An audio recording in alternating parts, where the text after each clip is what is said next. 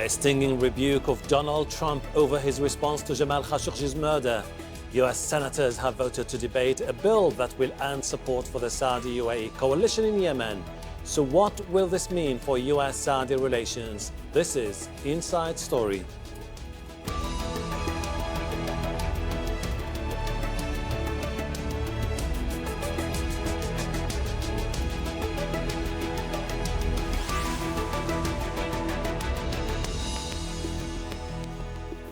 Hello and welcome to the program. I'm Hashem Ahelbarra. It's a strong message from U.S. senators to the White House. They will hold Saudi Arabia to account over its role in the war in Yemen and the murder of journalist Jamal Khashoggi. The Senate has voted to hold hearings next week on whether to end U.S. support for the Saudi-UAE-led war in Yemen. That's despite strong opposition from the Trump administration, which sent the Secretaries of State and Defense to persuade senators to vote against the measure. We have a lot to discuss with our guests in a moment, but first, Patty Culhane reports from Washington. This is pretty unprecedented. One after the other, U.S. senators came before reporters using pretty harsh language to describe Saudi Arabia and its crown prince. We understand that Saudi Arabia is an ally of sorts and a semi-important country. A despotic, dishonest dictatorship. It's time to send Saudi Arabia a message. This after the U.S. Secretaries of State and Defense gave a classified briefing to senators. They again tried to protect the crown prince. I do believe I've read every piece of intelligence, unless it's come in the last few hours. I think I've read it all. There is no direct reporting connecting the crown prince to the order to murder Jamal Khashoggi. We have no smoking gun that the crown prince was involved. Many senators say they disagree, and they wanted to hear directly from the CIA director. But senators say the White House refused to let her come to the Capitol, prompting this highly charged threat from a usual ally of the president. I am not going to be denied the ability to be briefed by the CIA that we have oversight of about whether or not their assessment supports my belief that this could not have happened without MBS knowing. And if the briefing reinforces the conclusion that I already have tentatively formed, then there will be no more business as usual with Saudi Arabia. Senator Lindsey Graham says he will not vote to fund the government until he hears directly from the CIA. That is a move that is likely going to force the administration to comply. If this briefing was meant to get senators to move off this issue, it appears to have had the exact opposite effect. Patty Culhane, Al Jazeera, Washington.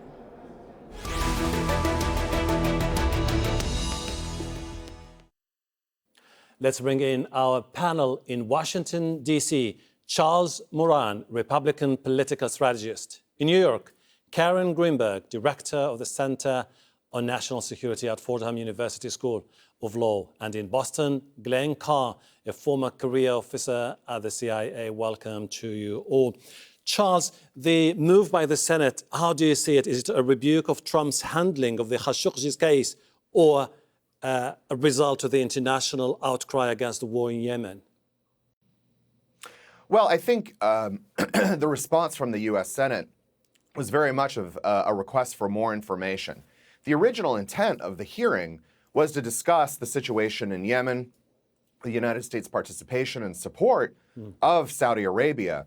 But quickly, the focus of the hearing turned into talking about Khashoggi.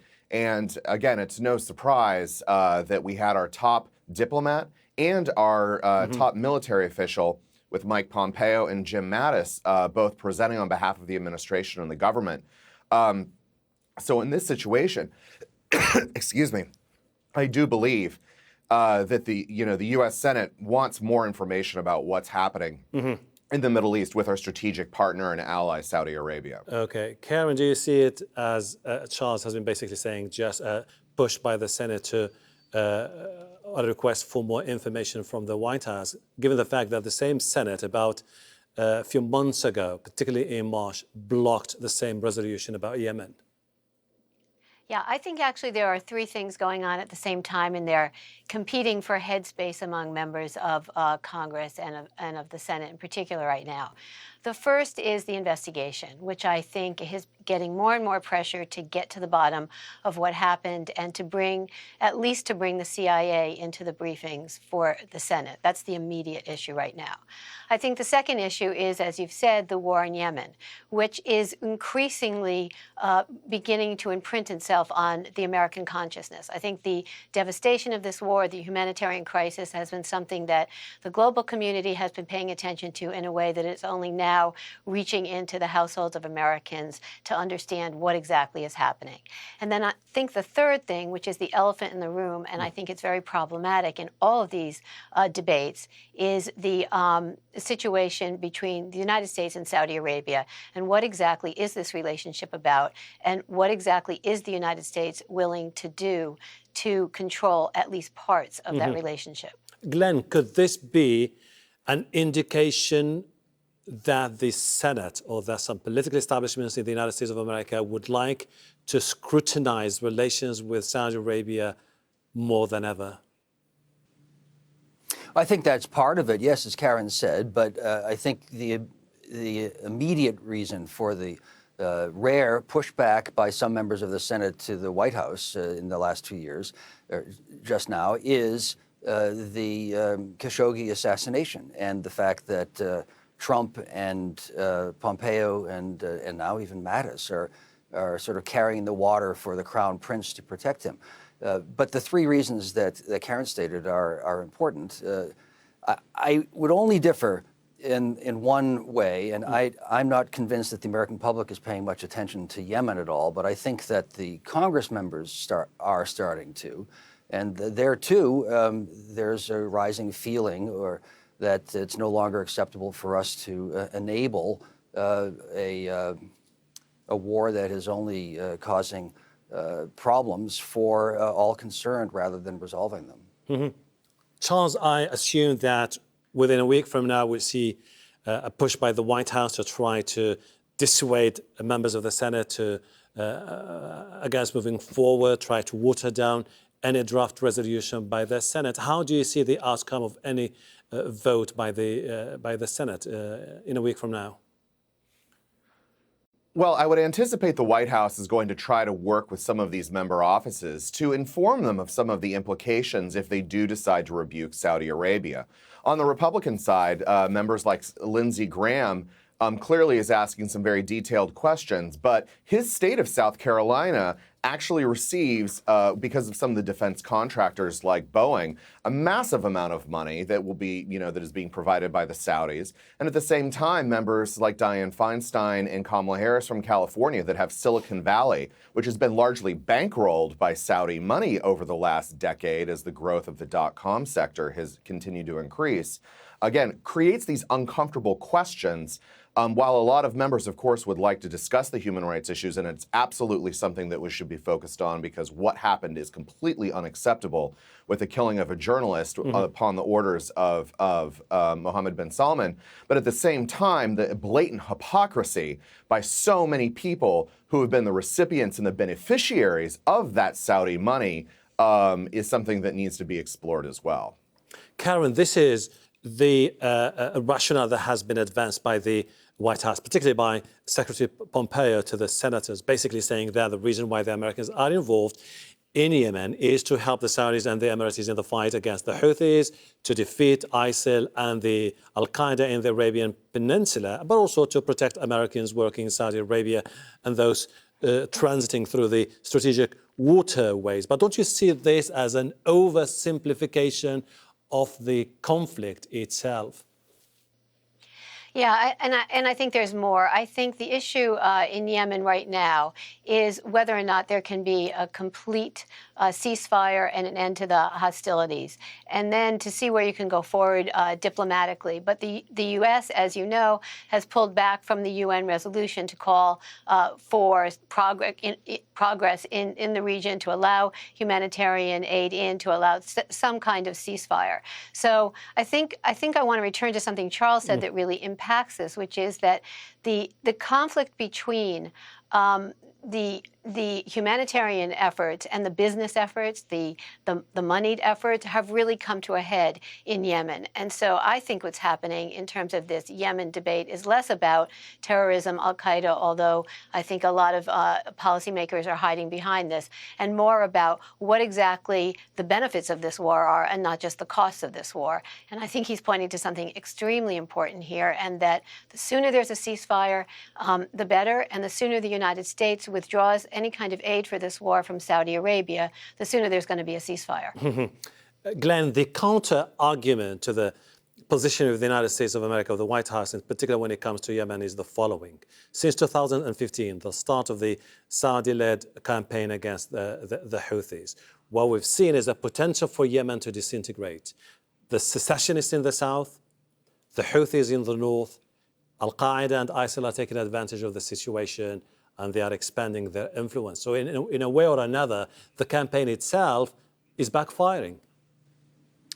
I think that's been true from the get-go. It's always been less categorically and simply clear that the Iranians are the dark, evil force creating the problems. I think that's an inaccurate characterization, really, although it's become probably more true now that the Saudis have contributed to polarizing matters in a more simple way than before, but it is fundamentally a breakdown of society, which was predicted quite explicitly and anticipated by Yemen experts years before the Saudis started their campaign there. So, yes, how do you put Humpty Dumpty back together when Humpty Dumpty never was together in the first place? I mean, this is an intractable situation, only made worse by the polarized campaign. Charles, when Pompeo said basically that downgrading relations with Saudi Arabia would only pave the way for Iran to further expand its influence in the region, but as far as Yemen is concerned, that could be a mischaracterization itself of the conflict. Don't you think so? Well, again, part of the problem here is we're trying to contain Iran. And after, we released some of the sanctions under President Obama, there was the massive cash influx. There's a lot of moving pieces going on with trying to put Iran back in the box and try to contain the situation. They're clearly supporting, the rebels, creating an unstabilizing force within the region. We see other actors, we've got our U.S. ambassador to Germany, Rick Grinnell, who's working to try to curtail some of the money that's going into Iran, working with some of our other partner countries in Europe to try to cut that off.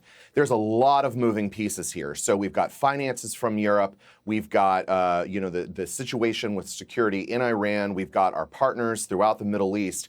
It's not so much to say like, oh, we have to look at Yemen to look at a destabilizing force in our relationship vis-a-vis with Saudi Arabia. There's a lot of moving pieces here, financially, militarily, with terrorism, with money, with outside influences, creating domestic problems in foreign nations.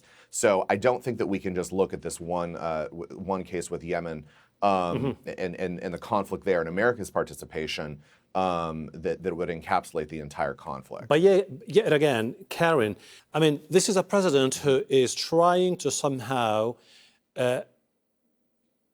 bring the Saudis as the central components, particularly his relationship with Crown Prince Mohammed bin Salman, as a central component of his Middle East polity. But in this case, what can the Senate achieve in the future if for Trump, the future way out to any solution in Yemen or in any area in the region is interconnected with building bridges with MBS?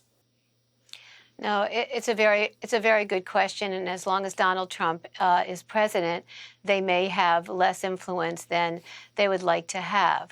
The fact is that the region is in play, that the Saudis have felt vulnerable from other forces for a long time. This is why the issue of terrorism on their borders and what can happen if there's some kind of terrorism that spreads from Yemen and from within Saudi. So I think there's a kind of vulnerability that we aren't really talking about or acknowledging that's important to see. I think that there is a tremendous pushback right now against this Saudi relationship, but whether it can go forward under this president remains to be seen.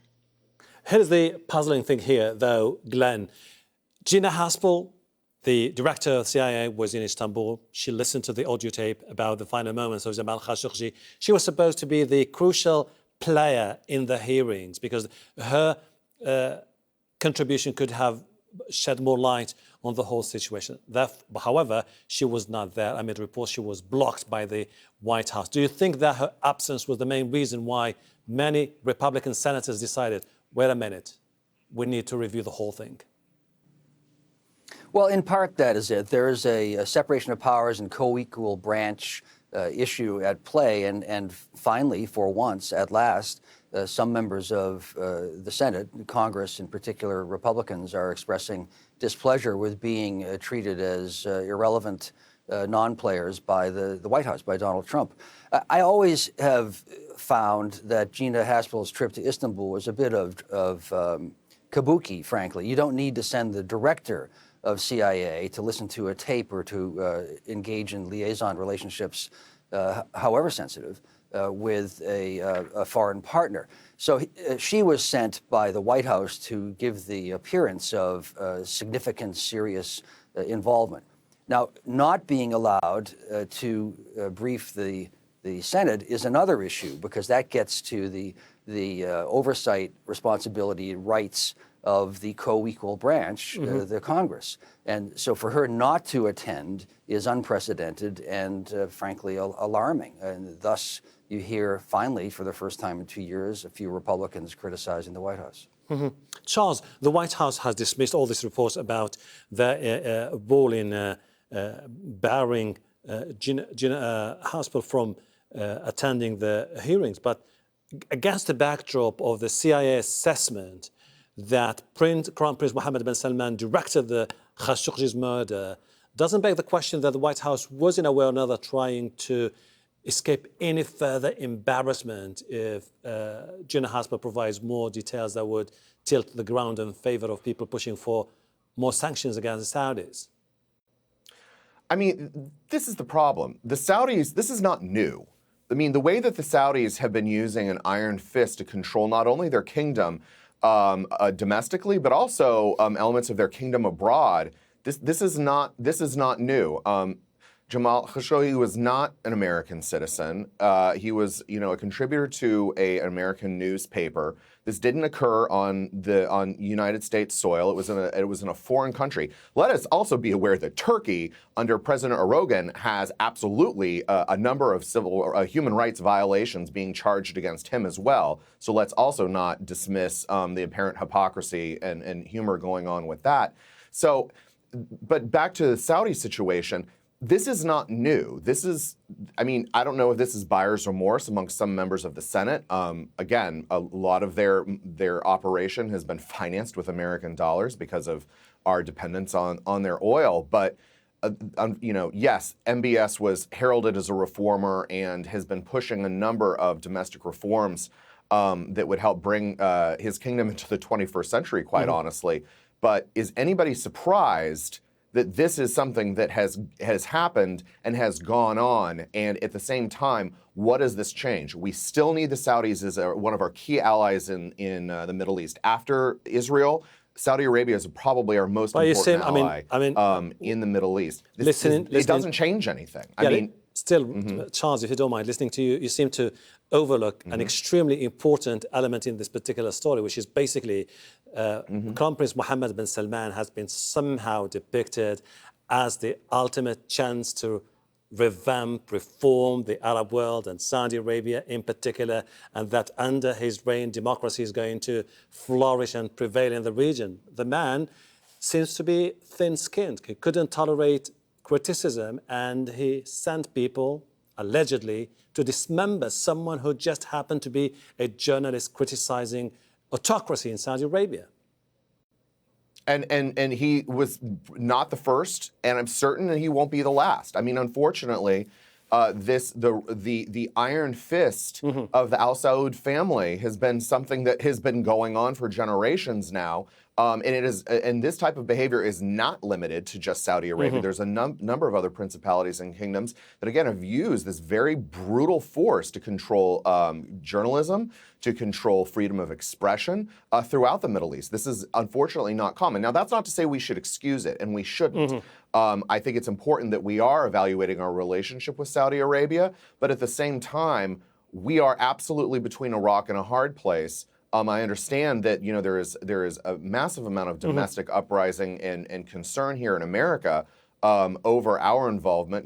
In some way, shape, or form, have we contributed to Karen, the enabling of MBS I see your point. or other factors? Karen, I think Charles was trying basically to say at the same time that when you're trying to balance the relationship, particularly with a key ally like Saudi Arabia, then you're suddenly struggling with which comes first. Is it interest or values? Yeah, well, that's how it's been portrayed. It's not always that difficult. I think that there's been an unspoken and unacknowledged agreement to just let Saudi Arabia off the hook for many years now. Remember that 15 of the 9/11 hijackers carried Saudi passports. I think there has been a kind of unspoken agreement. The question is, what is the line? Is there something that's too much? Is there something that causes a reaction that says, you can have your kingdom, we can agree on certain kind of politics that we can and can't control, but are there limits to what you can do? And are you going to take a journalist and kill and dismember a journalist that is attached to Washington, and to do it in a way that's recorded inside an embassy, which couldn't have been a surprise that it would be recorded, is a blatant act. And whether that's incompetence, as some people had said, or just not caring, the fact is that there are things that cross the line. As I just want to return to the humanitarian situation in Yemen, starving a population to death, bombing a population, which is the combination of what's happening in Yemen right now in this Saudi effort that we are supporting in a number of ways. Is there a line there? And I think this is not just about human rights activists and principle. This is about a world which, if it gets further destabilized, will be dangerous for all of us for generations to come. Glenn, these are extraordinary times in the region, potential for confrontation between Saudi Arabia and Iran, the worst humanitarian crisis in modern times in Yemen, calls for redefining U.S. Saudi relationships. Do you think that this particular extraordinary moment could push the Senate in particular to try to redefine how the White House in the near future should tackle those particular thorny issues? Well, the answer, I think, would be yes, were there a Democratic majority, and then Congress would have a clearer position more hostile to Saudi Arabia, or at least calling for consequences for MBS's action. So long as Trump is in the White House, the answer will be no. Even were Congress coherent and more forceful with regard to Saudi Arabia, however, it isn't, in fact, a co-equal branch with regard to foreign policy. It can take positions. It does control, in the gross sense, the budget. But the foreign policy comes from the executive branch. So I don't see fundamental changes coming from Congress, but this has frayed relations, no matter what happens, with Saudi Arabia. There's a larger question here, or issue, which is bigger even than Yemen or the assassination of Khashoggi, and that is the strategic approach of the United States with regard to the Middle East. Up until President Obama, for 70 years, the United States had bet on the Sunni, therefore, and on the Saudi regime. Under Obama, there was a centering towards Iran away. Trump is back to unthinkingly supporting the Saudis. But whether that will continue when Trump is gone is an issue. It remains to be seen. Thank you very much. Thank you very much indeed. I think we'll have to give it some time, particularly this coming week, and see how those political considerations will play out, particularly when the Senate meets once again for the crucial hearings. Glenn, Carle, Karen Greenberg, and Charles Moran, thank you very much indeed for your contribution to the program today. And thank you too for watching. You can see the program again anytime by visiting our website, aljazeera.com. For further discussion, go to our Facebook page. That's facebook.com/AJ Inside Story. You can also join the conversation on Twitter. Our handle is @AJ Inside Story. From me, Hashem, Ahelbarra, and the whole team here. Bye for now.